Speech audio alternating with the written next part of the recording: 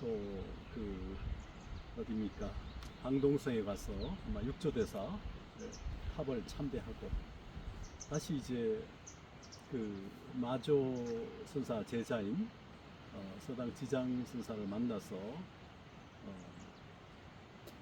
거대 같은 사람에게 불법을 전하지 않으면 누구에게 전할 수 있겠느냐 하면서 이제 심의를 전해받고 다시 그 백장 회의 선사를 찾아가서 또 그 우리 선법이 모두 동국으로 가는구나, 해동으로 가는구나라는 탄식을 하는 그런 뭐 배경이 됐던 인물이 바로 이제 도의선사죠. 그렇게 돌아서 37년 만에 돌아왔지만 신라는 이제 화엄 교합 중심으로 되게 그 조상들을 이제 추선하고 또 공덕을 빌고 하는 이런 불교 중심으로 되었기 때문에 직진심 견성성불 분리문자 교회별전 얘기하는 선법이 전해질 수 있는 환경이 아니어서 더구나 돌아온 바로 다음에는 김원창의 난이 일어나서 김주원의 아들인 그리고 결국 할 수 없이 또 825년에 4년 뒤에는 3년 뒤에는 김범문이라는 또 김원창의 아들이 또 난을 일으켜서 도저히 그 선법이 수용될 수 있는 상황이 아님을 알고 북산이라고 하는 바로 여기 설악산으로 들어와서 머물게 되죠. 826년에 5년 이후에는 이제 실상산문을 개척하게 되는 홍척국사, 홍직국사가 역시 서당 지자에게 선법을 전해받고 다시 남원의 실상사에 가서 왕실의 후원을 받아서 바로 산문을 최초로 개설하게 되죠.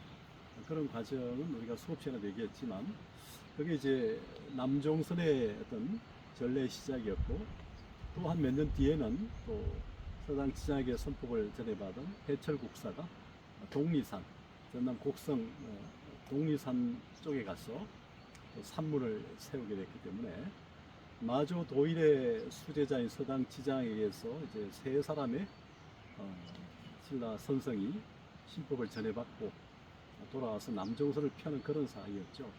조금 그 직전에 또 우리가 알다시피 사굴산의 범일국사, 또 그 낭해화산, 저기 보령의 성주산문에 이런 이제 큰 인물들이 들어오면서 서서히 남종선이 이제 자리를 잡아가는 그런 분위기입니다. 어쨌든 간에 먼저 들어왔던 도일선사는 여기로 와서 이제 머물러서 바로 설악산 진전사 이 자리에 머물렀는데 아마 여기에 그 전부터 절이 있었던 것 같고요. 여기서 이제 머물다가 나중에 요 위로 한 800m 위에 있는 지금 도의탑이 있는 거기 최근에 조계종이 복원하고 있는 거기 쪽에 아마 토불 정도를 짓고 머물지 않았을까. 아마 진전사 여기 머물다가 그 부도만 저기 세웠을 가능성도 있고 또 진전사가 여기부터 그까지 다 사격을 갖추었던 땅이었을 수도 있고 뭐 그렇긴 합니다. 여러 추정을 해보는데 800m면 사실은 아주 먼 거리도 아니고 아주 가까운 거리도 아니었어. 아마 여기가 본사 정도고 여기가 아마 그 암자를 털고 짓고 머물던 곳이 아니었을까 하는 그런 생각이 듭니다. 여기보다는 좀 더 안쪽이기 때문에 좀 더 한적하고 적막한 곳이어서 수행하기는 좋은 곳으로 더 들어간 게 아닌가 하는 생각이 듭니다. 남아있는 절이 없어서 석탑만 있지만 하여튼 신라 석탑으로 포젓하게 남아있고 옆에 이렇게 나무가 벚나무들이 있어서 이 짧은 거리지만 상당히 아름답게 남아있는 것 같아요. 신라 불교가 바뀌는 하나의 중요한 전환이 된 이 북악, 북산, 설악에 머물렀던 도의선사를 통해서 우리 불교가 새롭게 바뀌어가기 시작하죠. 올라가 볼까요, 한번?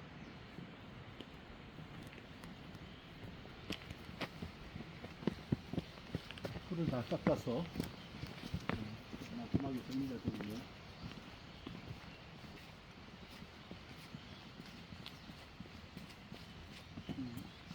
삼청 스톱이 현재 국보로 돼 있죠. 국보가 101호인가? 그럴 겁니다.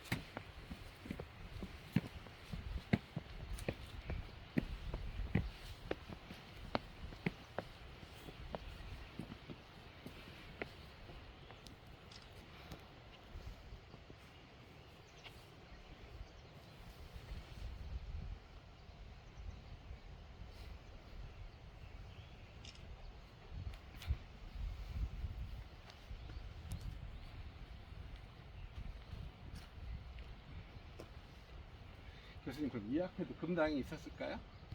그렇죠. 금당이 있었죠. 그 발굴 결과도 나오지만 1탑 1금당식. 여기 법당 앞에 탑을 많이 세우니까 그 발굴할 때 뭐 주춧돌이 나왔는지 모르겠으나 아마 그렇게 추정을 하는 것 같죠. 그러니까 이 절이 사실은 좀 나중에 잊혀졌다가 가지선문이 주류로 자리 잡지는 못했던 것 같아요. 보조 최징수사가 장항 보림사를 세워서 초조 도의, 2조 염거, 3조 이제 본인 이렇게 제자들이 그렇게 만들었지만 조사당에 근데 금당이 있기에는 공간이 좀 좁아가지고 좁은 근데 아마 예 아니면은 뭐 이걸 더 이렇게 팠어야 되지 않나 뒤로. 여기 뒤로 뭐 법당이 크지 않았으면 한 예를 들어서 3칸 정도 법당이 충분할 것 같아요. 쉽지 않아요. 이 앞에 보면 수가 보이는 것 같은데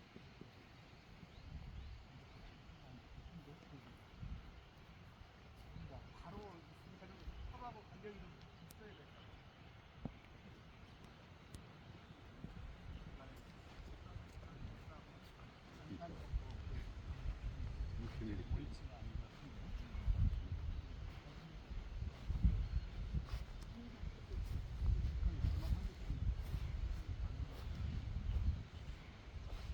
여기에 법당이 아마 있었을 거고 이번에 또 전가시죠. 합이 아름답죠. 국보 122호로 되어 있는데 네, 합이 아주 하천기단의 조각상도 있고 상천기단에도 조각이 있고 합신부 1층에도 2층, 3층에 다 보이죠. 이렇게 합신에 이렇게 조각이 있는 들이 많지 않은데 그리고 이 돌도 상당히 그 좀 특별한 돌 같죠. 색깔도 좀 그냥 단순한 그 화강석 같지 않고 상당히 아름다운 그런 탑이어서 흑도로 지금 설정이 되어 있어서 신라 탑 중에 상당히 아름다운 탑이 있죠. 이 가지선문이 다시 부각된 것은 사실 이제 우리가 삼국유사 우리 민족의 뭐 성서 수트라라고 할 수 있는 삼국유사를 편찬한 일연선사가 여기 설악산 여기로 와서 가지산문의 대웅장로 밑에서 출간하거든요. 그러니까 고려 초기에 크게 부각되지 못해요. 아마 처음에 이제 보조 최징사 얘기를 하겠지만 그분이 여러 가지 어려움 속에서 지금 장흥 보림사에 자리 잡잖아요. 원래는 보조 최징이 어디 출신이냐 하면 지금 그 어디입니까? 저 웅주, 그러니까 공주가 고향이었어요. 공주가 고향이었는데 그 중국 당나라 유학 갔다가 돌아와가지고 자리를 잡지 못했죠. 처음에 먼저는 여기 염거화상을 찾아왔어요. 염거화상을 찾아왔는데 공부를 하고 이제 당나라 가서 유학을 가봐서 우리 스승이 깨친 선법이 정당한 것인가 아마 생각해봤던 것 같고 가서 보니까 3년 동안 별로 다르지 않은 사실을 알고 돌아오게 되죠. 처음에 갈 때는 동학 2사람하고 함께 가잖아요. 아마 염거화상이 같이 동학들을 보냈을 수도 있고 그 염거화상의 나머지 2명도 제자였을 수도 있는데 하여튼 최징은 건너가서 3년 만에 자신이 신라에서 배운 선법과 다르지 않다는 사실을 알고 신라로 돌아와서 자기 고향인 웅주 쪽에 가서 이제 머물렀던 것 같아요.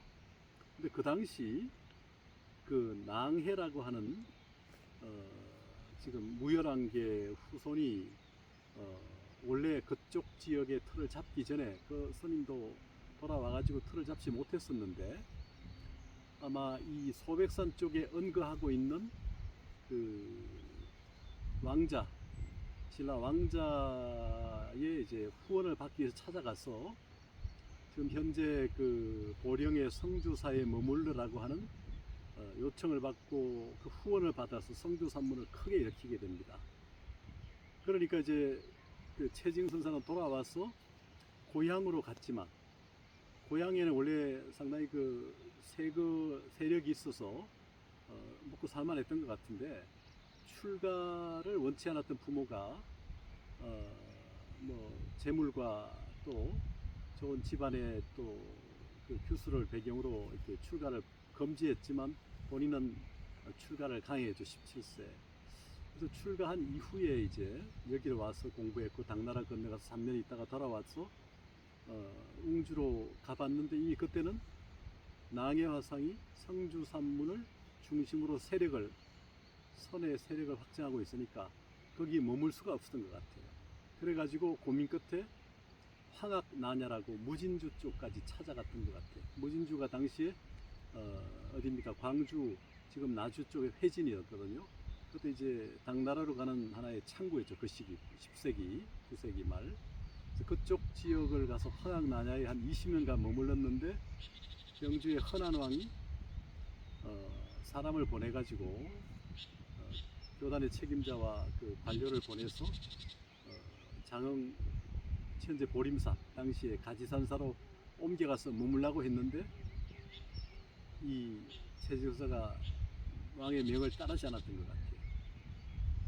그래서 이제 나중에 그 신라 왕이 한번 다시 독촉을 하면서 요청을 하니까 고민을 했던 것 같고 그 최징은 자기가 있는 황학난야에서 20년 가까이 있다가 옮겨가야 되는 사항을 받고 현재 그 당시 보림사는 화엄사찰이었고 그리고 그 정부에서 면역과 면세 그러니까 부역과 세금을 면해주는 그 현실을 고민 끝에 아마 제자들과 받아들이면서 자기가 머물던 황학난야보다 훨씬 더 조건이 좋다 판단하고 거기로 넘어간 것으로 보입니다.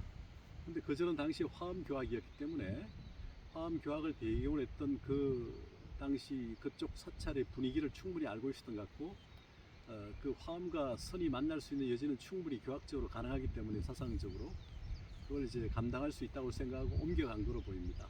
근데 현재 장흥 보림사 자리가 아니라 약간 북쪽인데 그 자리는 원래 원표라고 하는 고구려 후예라고도 얘기하고 그 원표 대사가 서역까지 가서 산스크리트 화엄경을 가지고 돌아와서 지금 그 중국의 광동성 쪽, 홍콩 안쪽 그쪽에 그 머물다가 아마 그 보림사로 와서 화엄 사찰로 읽었던 그 절이 바로 지금 헌안왕이 얘기했던 가지산사였죠. 근데 거기로 들어가서 섬찰로 바꾸었지만 아마 오래지 않아서 그 원표 대사가 머물렀던 가지산에서 조금 옮겨가지고 현재 보림사로 옮겨 내려온 게 아닌가 하는 생각이 들고요. 거기를 중심으로 이제 가지산문을 크게 선양했고 왕실의 후원과 면세와 면역을 받았는데 헌안왕이 성하 이후에 아마 면세와 면역을 받는 조건이 안 되었던 것 같아요. 그리고 왕실의 주목을 받지 못하고 아마 세력도 상당히 약화되면서 가지산문은 도의의 후예들, 도의 염거 채징의 후예들이 그 남종선의 본찰로 자리를 잡아두기는 했지만 오래지 않아서 아마 그러니까 주류가 못 되었던 것은 그쪽 지역에 이제 견훤이 후백제를 건설하면서 건국하면서 그쪽 지역이 이제 후백제 권역에 들어가면서 신라로부터 주목받지 못했고 가지산문은 상대적으로 위축이 되었는데 고려 후기쯤 돼서 여기에 머물던 이제 진전사의 도의화상, 염거화상 또 이제 옆으로 옮겨갔던 이제 염거화상, 홍각선사 이런 후예들이 아마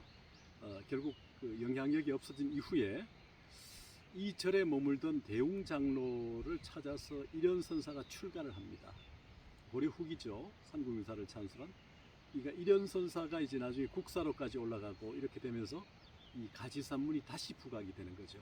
그러니까 고려 초기까지 조금 영향을 발휘했지만 신라하대에서 이내 주류의 산문이 되지 못하다가 고려 후기에 대웅장로 이후에 일현선사가 여기 와서 출가하고 가지산문이 주목이 되면서 고려의 두 산문, 이를테면 가지산문과 사굴산문, 사굴산문에서는 이제 나중에 보조신울, 또 태고 보호도 영향 관계가 있고 또 그 나홍 해건 선사가 사골산문 출신이다 보니까 고려시대 주요 산문으로서 가지산문과 사골산문이 다시 부각이 됩니다. 하나 더 치면 이제 희양산문이 있는데 희양산문과 사골산문은 연결이 되었고 결과적으로 고려시대 그 산문은 가지산문과 사골산문인데 사골산문은 희양산문과 연결되면서 고려의 불교를 이끌었던 주류 산문으로 보입니다. 하여튼 여기 가지산문은 처음에는 보조 체증을 통해서 장흥 보림사 이쪽 지역에서 힘을 발휘했지만 여기에 도의 옆에 억성사의 염거화상 이후에 홍각선사가 이어가기는 해도 오래 지속하지 못했던 것으로 보여요. 그러다가 고려 후기에 대웅장로가 온 계기로 다시 부각이 되는 것으로 보입니다. 지금 여기 탑밖에 없어서 뭐 흔적이 별로 없는데 여기 800m 위쪽으로 올라가면 그 도의선사 부도탑이 남아 있고 최근에 조계종에서 이 도의선사를 이제 조계종 종조로 1994년에 개혁해 이후에 조계종의 종조는 도인국사요, 중천조는 보조 진울이며 중창조는 태고 보우다 하는 그 조계종원을 이제 개헌하면서 다시 부각이 되어가지고 조계종에서 2000년대 초반에부터 조계사에서 도의선사 달해제를 거행합니다. 그러다가 여기 진전사에 와서도 거행을 하고 그러면서 저 위에 도의선사 부도탑이 있는 아마 당시에 도의암 정도가 아니었을까 생각도 되는데요. 거기에 좀 전각과 또 템플스테이 별채 요사체를 지음으로써 진전사가 이제 조계종의 초조인 도의선사가 머물렀던 그런 사찰로서 부각되면서 주목이 돼가고 있습니다.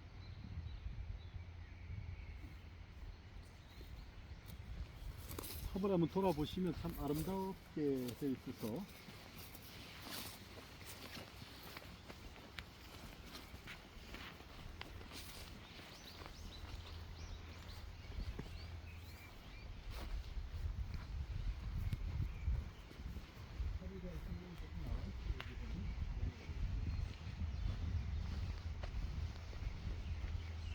높이가 5m 하강석으로 되어 있고요.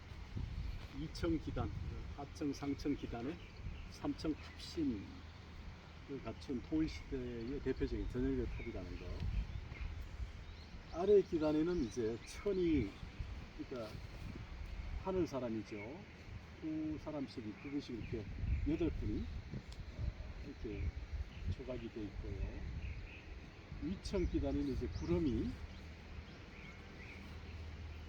위에 구름이 올라가는 팔구신중들 이렇게 되어 있죠. 하층 기단에는 천인이, 상층 기단에는 이제 각 면 단위로 두 분씩 8분이 8분 순상에 앉아 있고, 그다음 1층 탑신의 몸돌과 지붕돌 위에 이제 하나의 돌로 이렇게 만들어졌다는 거예요. 여기 우주라고 해서 별도의 기둥을 세우는 경우도 있지만 몸돌 하나로 그냥 세우면서 옆에 이렇게 우주 같은 모습으로 약간 파 들어가 있죠. 거기 이제 사면의 불상이 4분이 각기 조각이 되어 있다는 거고요. 천하가 살짝 이렇게 들렸다는 것처럼 신라탑의 그 모습들이죠.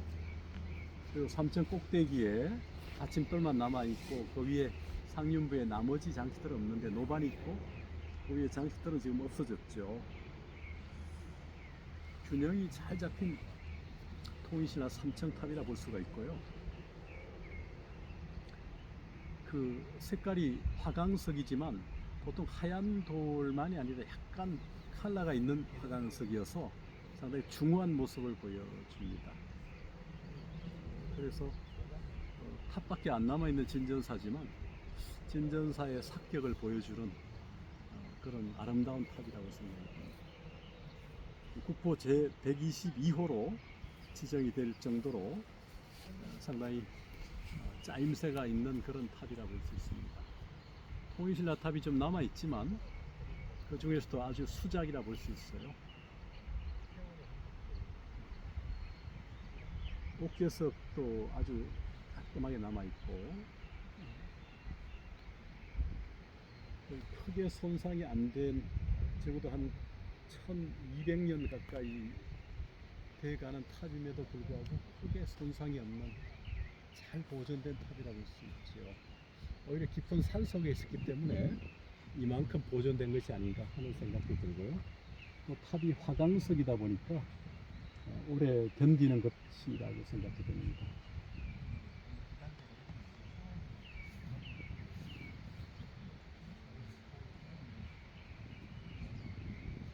이쪽에 여기 석재 부재가 좀 남아 있죠.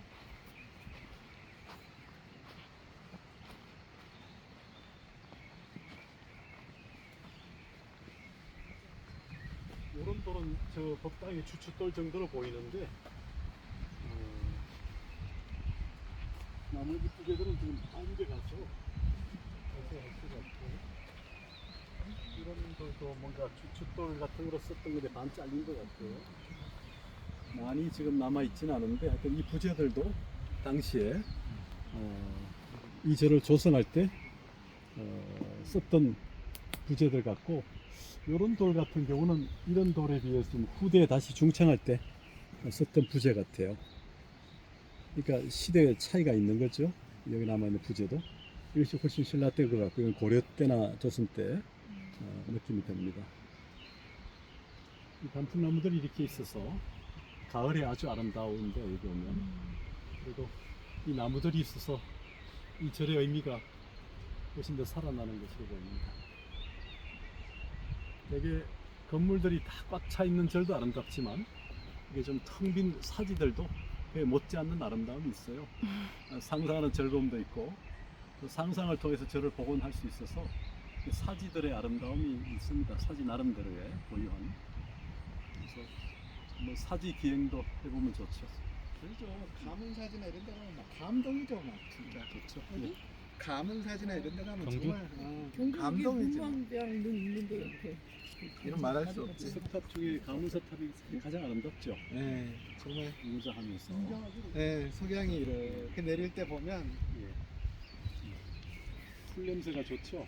네. 불 닦아서 풀 냄새가 전기가는 되게 즐거운 겁니다. 교수님 방송국 촬영하시는 것 같아요. 아니 자꾸 카메라를 대니까 제가 아 진짜 멋지세요. 카메라를 대니까 아무것도 안 할 수 없고. 경주 가면 뭐 남산만 봐도 한 3일 이상 봐야 되거든요. 남산 바로 쪽쪽에서. 남산만 가도 그렇고, 뭐 천왕사진이 뭐 분황사 갈 때 천대지 뭐.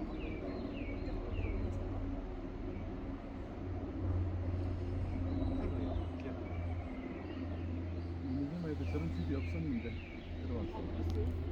그때 요 아래 버스가 들어오다 여기 한번 빠지려고 해서 그랬었는데, 이렇게 이제 생전처럼 집들이 들어오니까 좀 달리 보이는데, 뭐 경치를 막 망치는 거지. 좀 잘 안 어울리네요. 경치가 완전 망치는 없었으면 참 큰 돌들. 없으면 여기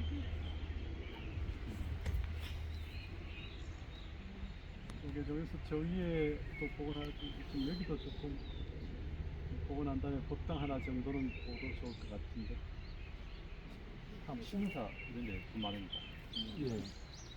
그러니까 다른 것보다도 이 탑이 있기 때문에 앞에 법당 하나 정도 하고 여사치 하나만 있으면 그 사택이 좀 살아날 것 같아요. 저 위에 산속으로 의암 거기로 올라가기보다는 여기가 훨씬 더